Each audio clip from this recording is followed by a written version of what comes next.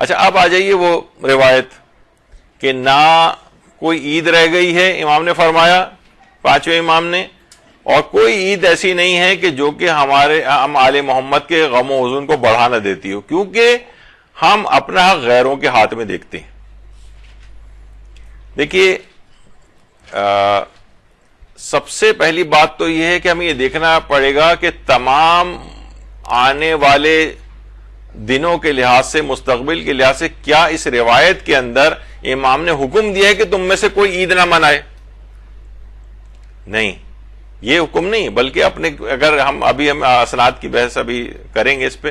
کہ اس کی سند بھی صحیح ہے یا نہیں، پہلے تو یہ بتا دیں ان روایت کی سند جو ہے اس میں جتنی بھی روایات، کچھ تو بالکل ہی جعلی ہیں، وہ آگے چل کے ذکر کروں گا، لیکن جتنی بھی روایات پیش کی جاتی ہیں ساری ضعیف ہیں، کوئی بھی روایت ایسی نہیں ہے، یعنی اگر ہم صرف سند کے اعتبار سے دیکھیں، ابھی آگے چل کے وہ ڈسکس کریں گے۔ اچھا اب بالفرض اگر یہ سند کے لحاظ سے ٹھیک بھی ہوتی تب بھی ان روایات میں سے کسی میں بھی یہ حکم نہیں ہے کہ تم لوگ عید نہ مناؤ۔ رنج و غم کا اظہار کیا ہے، جیسے اس کے اندر ہے کہ ظاہر ہے کہ جب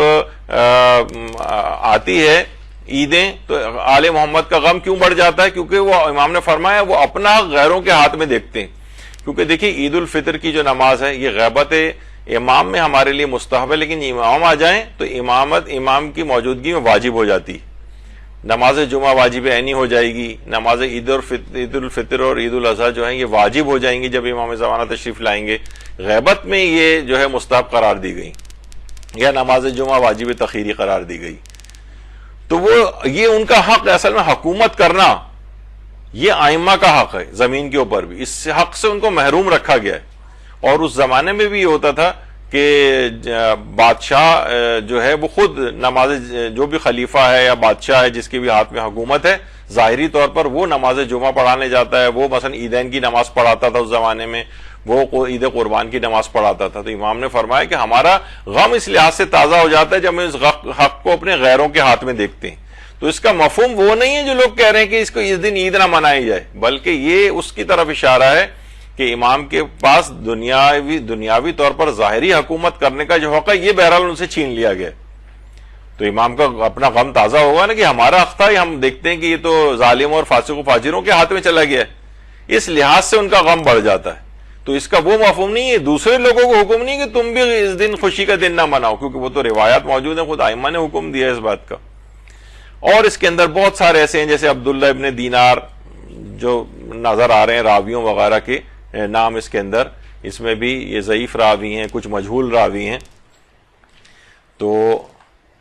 یہ جو روایت ہے اصول کافی کی ایک شرح علامہ مجلسی نے لکھی ہے میرۃ العقول کے نام سے،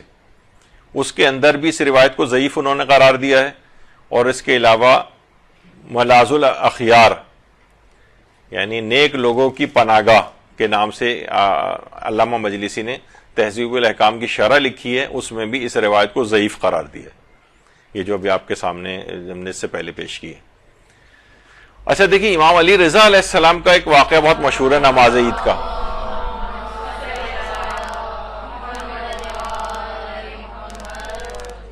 کہ مامون نے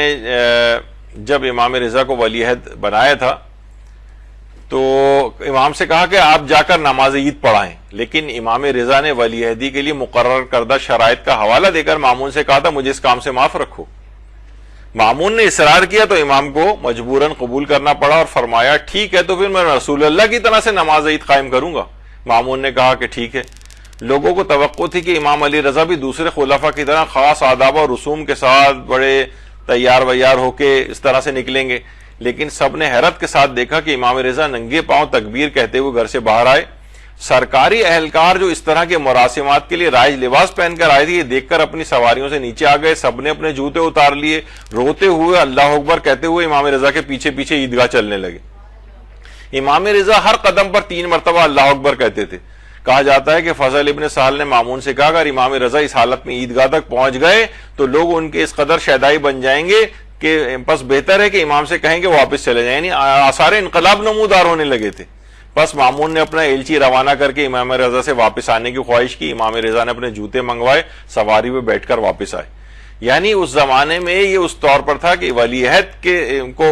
مامون نے بنایا تھا امام کو، تو کہا تھا کہ نماز عید آپ پڑھائیں، کیونکہ اس زمانے میں یہ حق سمجھا جاتا تھا بادشاہ کا یا اس کے ولی عہد کا کہ نماز یہ پڑھائے گا۔ تو پھر امام نے اپنا رسول اللہ والا طریقہ کار سے نکلے تو آثار انقلاب نمودار ہو گئے۔ اور اچھا، اگر یہ ان افراد کے لیے بھی ہے کہ اگر مامون واپس نہ بلاتا تو امام رضا جو ہے وہ نماز پڑھاتے یا نہیں پڑھاتے؟ نماز پڑھاتے۔